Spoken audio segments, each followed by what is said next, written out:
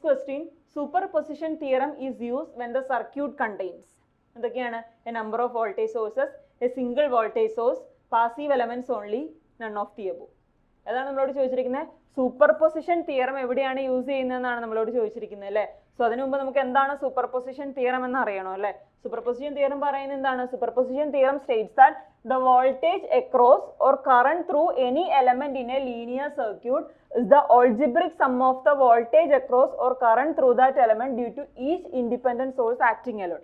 അതായത് ഇപ്പോൾ എനിക്ക് ഒരു സർക്യൂട്ട് തന്നിട്ടുണ്ട്. ആ സർക്യൂട്ടിൽ ഇപ്പോൾ ഏതെങ്കിലും ഒരു റെസിസ്റ്റൻസിന് അക്രോസ് ഉള്ള വോൾട്ടേജ് ആണ് കാൽക്കുലേറ്റ് ചെയ്യാൻ പറഞ്ഞിരിക്കുന്നതെങ്കിൽ എന്ത് ചെയ്യണം? അതിന് എത്ര നമ്പർ ഓഫ് സോഴ്സസ്, എത്ര സോഴ്സസ് ഉണ്ടോ ആ സർക്യൂട്ടിൽ, അതിൽ ഓരോ സോഴ്സസിനെയും എഫക്റ്റ് സെപ്പറേറ്റ്ലി നമ്മൾ കാൽക്കുലേറ്റ് ചെയ്തിട്ട് അതിൻ്റെ ആ എഫക്റ്റ് ആഡ് ചെയ്ത് കഴിഞ്ഞാൽ എന്ത് സംഭവിക്കും? നമ്മുടെ സർക്യൂട്ട്, നമ്മുടെ ആൻസറിന് ഒരിക്കലും മാറ്റം ഉണ്ടാവില്ല. അതാണ് സൂപ്പർപൊസിഷൻ തിയറം പറയുന്നത് അല്ലേ.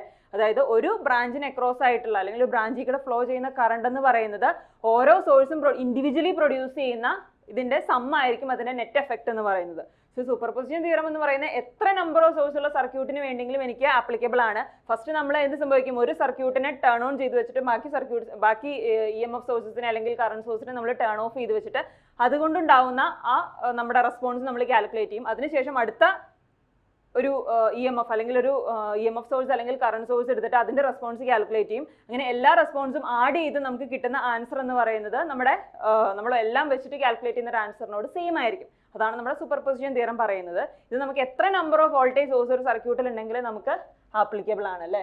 നമ്മുടെ ആൻസർ എന്ന് പറയുന്നത് എന്താണ്? A number of voltage sources A. എത്ര വോൾട്ടേജ് സോഴ്സ് ഉള്ള ഒരു സർക്യൂട്ടിൽ വേണമെങ്കിലും എനിക്ക് സൂപ്പർപൊസിഷൻ തിയറം എനിക്ക് ആപ്ലിക്കബിൾ ആണ്. Okay, the time required for 1 kilowatt electric heater to raise the temperature of 10 liters of water through 10 degrees Celsius. അതായത് നമുക്കൊരു 1 കിലോവാട്ടിൻ്റെ ഒരു ഇലക്ട്രിക് ഹീറ്റർ ഉണ്ടല്ലേ.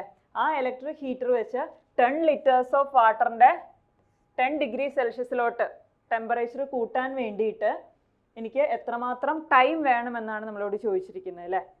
ഇതെങ്ങനെ നമുക്ക് കാൽക്കുലേറ്റ് ചെയ്യാൻ പറ്റും? നമുക്കറിയാം ഇവിടെ ഇതിന് വേണ്ട ഹീറ്റ് പ്രൊവൈഡ് ചെയ്യുന്നത് ഈ ഇലക്ട്രിക് വാട്ടർ ഹീറ്റർ ആണല്ലേ.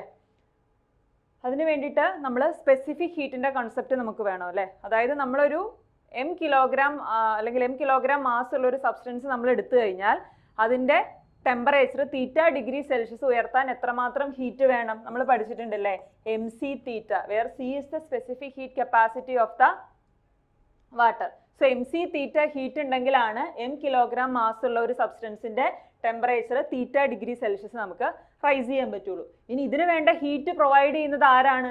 നമ്മുടെ വാട്ടർ ഹീറ്റർ ആണല്ലേ. സോ വാട്ടർ ഹീറ്റർ പ്രൊവൈഡ് ചെയ്യുന്ന ഹീറ്റ് എന്ന് വെച്ചാൽ എന്തായിരിക്കും? ദാറ്റ് ഈസ് അതിൻ്റെ പവർ റേറ്റിംഗ് ഇൻറ്റു ടൈം ആയിരിക്കും അത് പ്രൊവൈഡ് ചെയ്യുന്ന ഹീറ്റ് എന്ന് പറയുന്നത്. സോ ഇത് രണ്ടും ഈക്വൽ ആവുന്ന ഒരു കണ്ടീഷനിലായിരിക്കുമല്ലോ നമുക്ക് വരേണ്ടത്.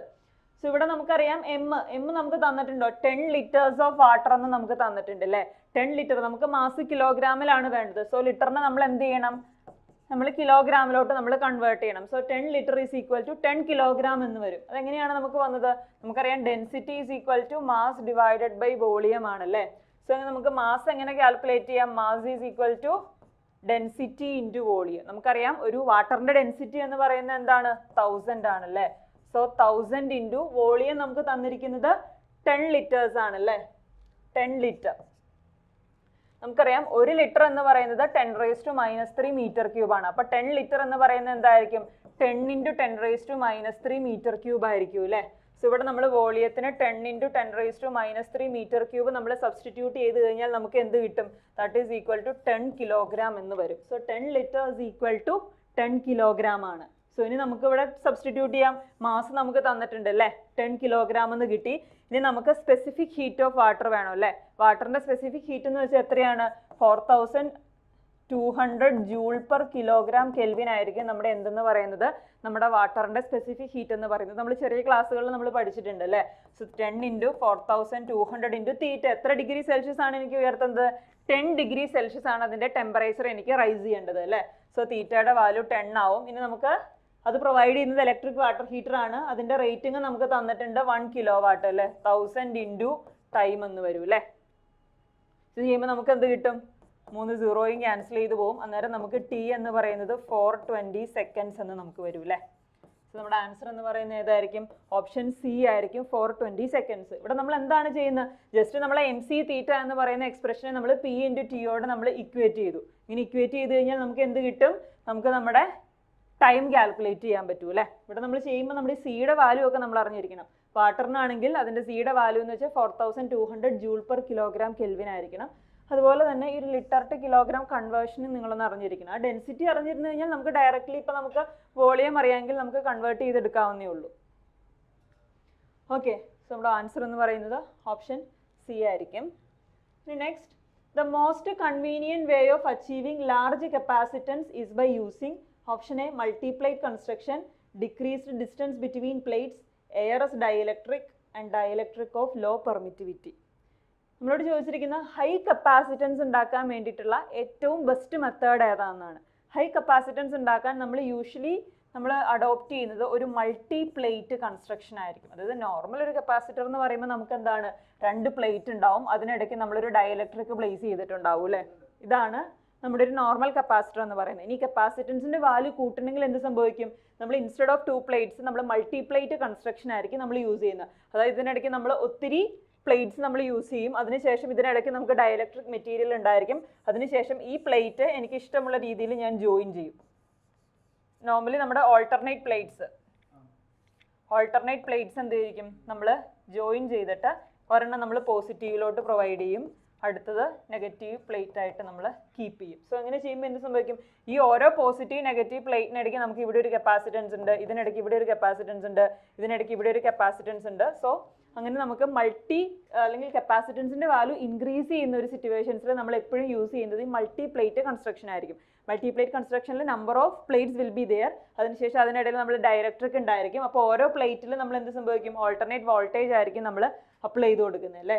സോ അങ്ങനെ നമുക്ക് കപ്പാസിറ്റൻസിൻ്റെ വാല്യൂ നമുക്ക് ഇൻക്രീസ് ചെയ്ത് എടുക്കാവുന്നതാണ്. സോ നമ്മുടെ ഓപ്ഷൻ എന്ന് പറയുന്നത് എന്തായിരിക്കും? ഓപ്ഷൻ എ ആയിരിക്കും, multi plate construction. Next is the source of magnetic field is. ഏതൊക്കെയാണ്? an isolated magnetic pole, current loop, static electric charge, none of this. നമ്മളോട് ചോദിച്ചിരിക്കുന്ന മാഗ്നറ്റിക് ഫീൽഡിൻ്റെ സോഴ്സ് ആണ് നമ്മളോട് ചോദിച്ചിരിക്കുന്നത് അല്ലേ? നമുക്കറിയാം ഒരു കറണ്ട് ക്യാരിയിങ് കണ്ടക്ടർ ഞാൻ കീപ്പ് ചെയ്ത് ഒരു കണ്ടക്ടറിൽ കൂടെ ഞാനൊരു കറണ്ട് പാസ് ചെയ്ത് കഴിഞ്ഞാൽ അതിന് അക്രോസ് മാഗ്നറ്റിക് ഫീൽഡ് ഉണ്ടാവും എന്ന് നമ്മൾ പഠിച്ചിട്ടുണ്ടല്ലേ? ആ മാഗ്നറ്റിക് ഫീൽഡ് എന്തായിരിക്കും? കോൺസെൻട്രിക് സർക്കിൾസ് ആയിട്ടായിരിക്കും നമുക്ക് വരുന്നത് അല്ലേ? ഇവിടെ നമുക്കറിയാം ഐസൊലേറ്റഡ് മാഗ്നറ്റിക് പോള് ഒരിക്കലും മാഗ്നറ്റിക് ഫ്ലക്സ് ഉണ്ടാക്കില്ല. കാരണം മോണോപോൾസ് ഡസ് നോട്ട് എക്സിസ്റ്റ് എന്ന് നമ്മൾ മാഗ്നറ്റിസത്തിൽ നമ്മൾ ക്ലിയർ ആയിട്ട് പഠിക്കുന്നത് അല്ലേ? അതായത് ഒരു നോർത്ത് പോൾ ഒറ്റയ്ക്കായിട്ട് ഒരു സൗത്ത് പോൾ അലോണോ ഒരിക്കലും എക്സിസ്റ്റ് ചെയ്യില്ല. സോ ഓപ്ഷൻ എ ആൻസർ ആയിട്ട് വരില്ല. ഓപ്ഷൻ ബി കറണ്ട് ലൂപ്പ് ആയിരിക്കും നമ്മുടെ ആൻസർ ആയിട്ട് വരുന്നത്. ഇനി നമ്മൾ സിയിലോട്ട് നോക്കിയാൽ സ്റ്റാറ്റിക് ഇലക്ട്രിക് ചാർജ്. നമുക്കറിയാം മാഗ്നറ്റിക് ഫീൽഡ് ഉണ്ടാക്കണമെങ്കിൽ മൂവിങ് ചാർജ് ആയിരിക്കണം. അപ്പോൾ സ്റ്റാറ്റിക് ഇലക്ട്രിക് ചാർജിന് ഒരിക്കലും എന്തുണ്ടാക്കാൻ പറ്റില്ല? മാഗ്നറ്റിക് ഫീൽഡ് ഉണ്ടാക്കാൻ പറ്റില്ല. സോ നമ്മുടെ ഓപ്ഷൻ എന്ന് പറയുന്നത് ഓപ്ഷൻ ബി ആയിരിക്കും. ഇനി ഈ കറണ്ട് ക്യാരിയിങ് കണ്ടക്ടർ പ്രൊഡ്യൂസ് ചെയ്യുന്ന മാഗ്നറ്റിക് ഫീൽഡിന് ഡയറക്ഷൻ തരുന്ന ഏതായിരിക്കും? നമ്മുടെ റൈറ്റ് ഹാൻഡ് തമ്പ് റൂൾ ആണ് അല്ലേ?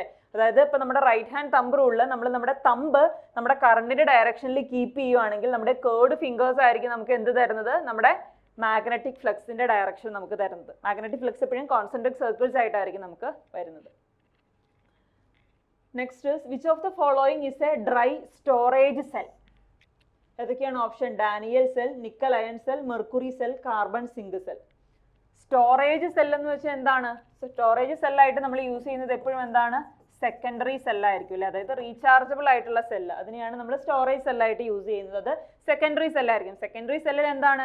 നമുക്ക് വീണ്ടും റീചാർജ് ചെയ്ത് ഉപയോഗിക്കാൻ പറ്റുന്ന സെല്ലാണ് അല്ലേ? കാരണം എന്താണ്? അതിലെ കെമിക്കൽ റിയാക്ഷൻ എന്ന് പറയുന്നത് റിവേഴ്സിബിൾ ആണ്. റിവേഴ്സിബിൾ ആയതുകൊണ്ട് തന്നെ നമ്മളൊരു ഓപ്പോസിറ്റ് ഡയറക്ഷനിൽ കറണ്ട് പാസ് ചെയ്ത് നമുക്ക് അതിന് എന്ത് ചെയ്യാം? വീണ്ടും ചാർജ് ചെയ്ത് നമുക്ക് റീയൂസ് ചെയ്യാൻ പറ്റും. സോ ഇവിടെ നിങ്ങൾ നോക്കിക്കഴിഞ്ഞാൽ ഡാനിയൽ സെൽ എന്ന് പറയുന്നത് അതൊരു പ്രൈമറി സെല്ലാണ്. പ്രൈമറി സെല്ലാണെന്ന് വെച്ച് കഴിഞ്ഞാൽ എന്താണ്? അതിൻ്റെ കെമിക്കൽ റിയാക്ഷൻ റിവേഴ്സിബിൾ അല്ല. വൺസ് അത് യൂസ് ചെയ്ത് അത് ഫുള്ളി ഡിസ്ചാർജ് ആയി കഴിഞ്ഞാൽ പിന്നെ നമ്മളത് ലീവ് ചെയ്യാമെന്ന് മാത്രമേ ഉള്ളൂ. വീണ്ടും നമുക്ക് റീയൂസ് ചെയ്യാൻ പറ്റത്തില്ല. അതുപോലെ തന്നെ മെർക്കുറി സെൽ എന്ന് പറയുന്ന ഒരു പ്രൈമറി സെല്ലാണ്. കാർബൺ സിങ്ക് സെൽ എന്ന് പറയുന്നത് ഡ്രൈ സെൽ. അതും എന്താണ്? ഒരു പ്രൈമറി സെല്ലാണ്. ഇവിടെ നമ്മുടെ സെക്കൻഡറി സെല്ലായിട്ട് വരുന്നത് ഏത് മാത്രമേ ഉള്ളൂ? നിക്കൺ അയൺ സെല്ല് മാത്രമേ ഉള്ളൂ. സോ ഓപ്ഷൻ ബി ആയിരിക്കും നമ്മുടെ ആൻസർ. നിക്കൽ അയൺ സെൽ അല്ലെങ്കിൽ നിക്കൽ കാഡ്മിയം സെൽ അല്ലെങ്കിൽ ഇപ്പോൾ ലെഡ് ആസിഡ് ബാറ്ററി, ഇതൊക്കെയാണ് നമ്മുടെ ഓപ്ഷനിലുണ്ടെങ്കിൽ അതൊക്കെ സെക്കൻഡറി സെൽസ് ആണ്. സോ സെക്കൻഡറി സെൽസ് ആണ് നമ്മൾ മെയിൻ ആയിട്ട് എന്തായിട്ട് യൂസ് ചെയ്യുന്നത്? സ്റ്റോറേജ് സെല്ലായിട്ട് നമ്മൾ യൂസ് ചെയ്യുന്നത്. ഓക്കെ.